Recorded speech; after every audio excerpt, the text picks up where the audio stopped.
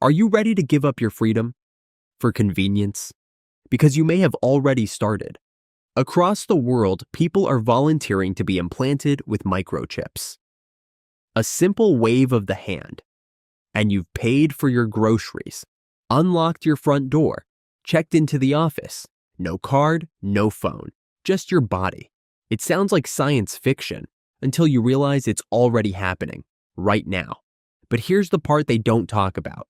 Once everything you do is tied to a chip, what happens when someone decides to turn it off? What if your access to money, food, transportation could be shut down with a single click? And what if there's no way back? Nearly 2,000 years ago, an ancient text described a future where no one could buy or sell without a mysterious mark. It sounded ridiculous, symbolic, until now.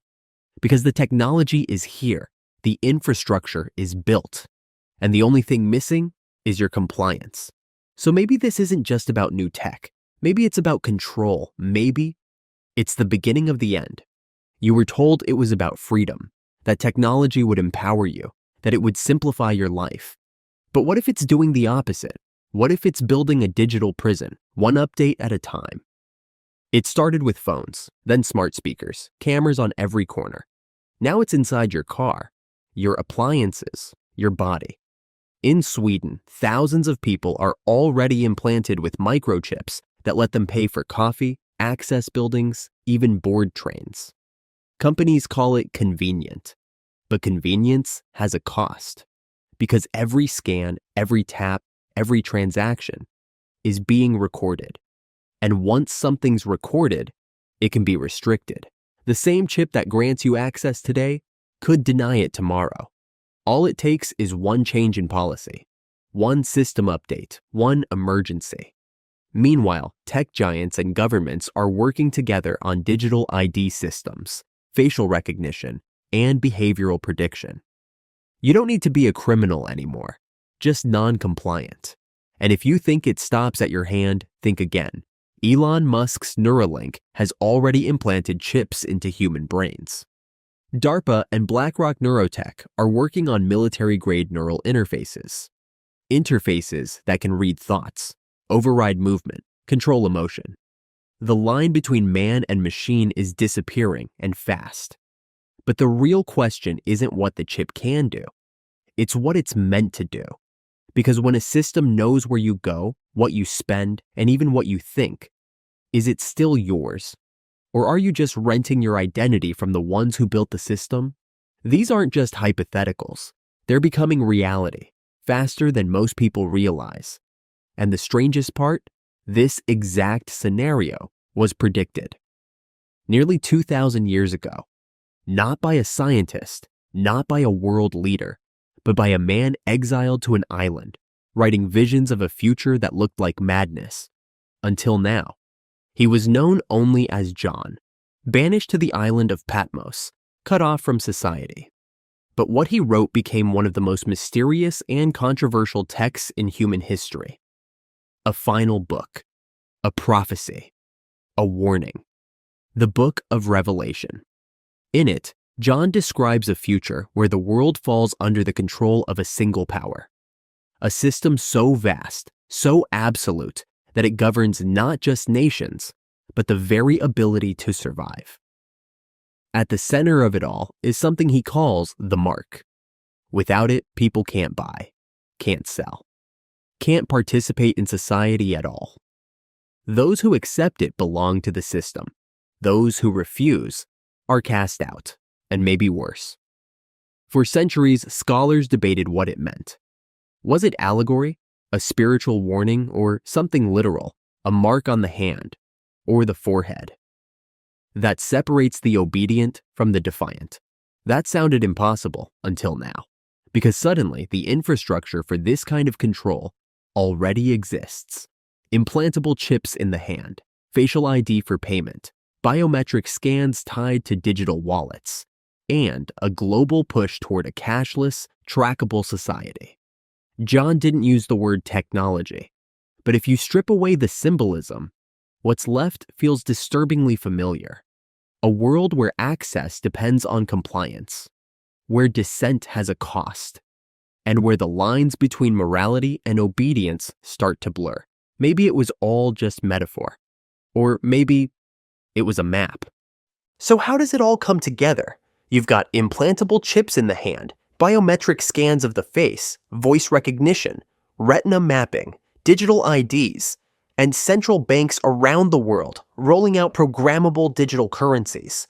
All of it tied to your identity, all of it trackable, and none of it optional for long. In China, entire cities already run on social credit, where one wrong opinion, one unpaid fine, one low score can lock you out of your bank account, your travel plans, or your children's education. In Europe, cash is vanishing. In Canada, bank accounts were frozen, not for breaking the law, but for donating to the wrong cause. And remember the lockdowns right here in America? Only certain people who took something the government mandated were allowed to do business, or go to sporting events, or attend concerts.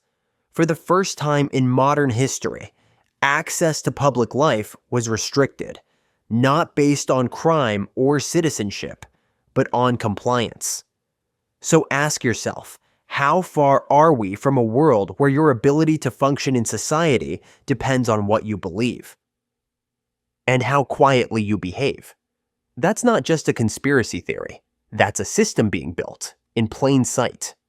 One database, one digital identity, one currency, and soon, one chip. And if you think that chip is just a tool, think again, because tools can be taken away. Access can be revoked. Accounts can be flagged. With programmable money, your funds could be restricted based on carbon usage, location, political views, or anything else the system decides matters. That mark from Revelation? It might not look like what people expected. No glowing tattoo, no barcode from hell, just a sleek little chip, and a world that demands you use it. Not because you have to, but because there's no other choice. So what happens if you don't go along? If you question the narrative? If you hold the wrong belief at the wrong time? In today's world, that's all it takes to become a target, and you don't need to break the law, just break from the consensus. In September 2021, Scott Smith, a father in Loudoun County, Virginia, was arrested at a school board meeting after protesting the school's handling of his daughter's alleged assault. His case was later cited in a letter to the White House that compared concerned parents to domestic terrorists. On September 23, 2022, Mark Houck, a pro-life activist and father of 7, was arrested at his home in Pennsylvania by a team of FBI agents. He was charged under the FACE Act for an incident that had been dismissed in state court. In January 2023, a federal jury acquitted him of all charges. In early 2023, the FBI's Richmond office released a memo suggesting that radical traditionalist Catholic communities, particularly those attending Latin Mass, could be potential sources of extremism. This led to surveillance of certain Catholic groups, raising concerns about religious profiling. This isn't a prediction, it's happening, right here, right now. People are being sued into silence, fired for what they post, debanked for what they support. And when legal pressure doesn't work, social pressure takes over. You'll be labeled a bigot, a threat, a problem that needs to be handled. This is what control looks like in the 21st century. Not jackboots and barbed wire, just endless policies, legal loopholes, bureaucratic punishment, a slow erasure of anyone who doesn't play along. You don't need a chip in your hand to be marked. You just need an opinion the system doesn't like. Maybe you're not religious. Maybe you think all this talk about prophecy is just symbolic noise. That's fine, because you don't need to believe in the Bible to see the pattern. You just need to look around. Edward Snowden warned us in 2013 that the government was collecting every email, every phone call, every message, without a warrant, without consent. People called him a traitor, but 10 years later, not a single claim he made has been proven false. Julian Assange exposed war crimes. He's still sitting in a prison cell while the people he exposed walk free. And it's not just governments. The most powerful companies in the world now control what you see, what you say, and increasingly, what you're allowed to think. Twitter, Google, Facebook. They're not platforms anymore. They're gatekeepers. Algorithms decide what's truth. Fact checkers rewrite reality, and if you push too hard against the narrative, your account disappears, your business collapses, your voice gets erased. This isn't about safety, it's about obedience. A slow, quiet shift where compliance becomes the new morality and rebellion becomes a thought crime. You don't need to believe in revelation to feel like something's wrong. You just need to be paying attention. Because whether you call it prophecy, policy, or progress, the result is the same: total control wrapped in convenience. So, are the end times here? Is this the beginning of a global collapse foretold thousands of years ago? Or just another chapter in the long story of control? Maybe it doesn't matter what you call it. Maybe the real question is, how far are you willing to go before you say no?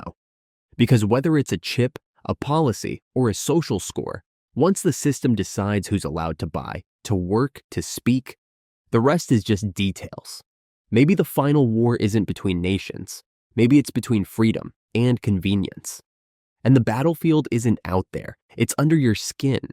You won't see tanks in the street. You'll see ads, friendly apps, new incentives, all designed to make your life easier. Until one day, it's not your life anymore. It's theirs. Maybe the mark won't come with fire and brimstone. Maybe it'll come with a scan, a smile, and a terms of service agreement. You can laugh it off. You can call it paranoia. But deep down, you already know the truth. Something's coming. And you're not supposed to question it. If you're still watching this, you're one of the few who still can. So do something about it. Share this video before it disappears. Subscribe before the next update makes channels like this even harder to find. And most of all, stay awake. Because the system wants you numb, silent, and obedient. Don't give it what it wants.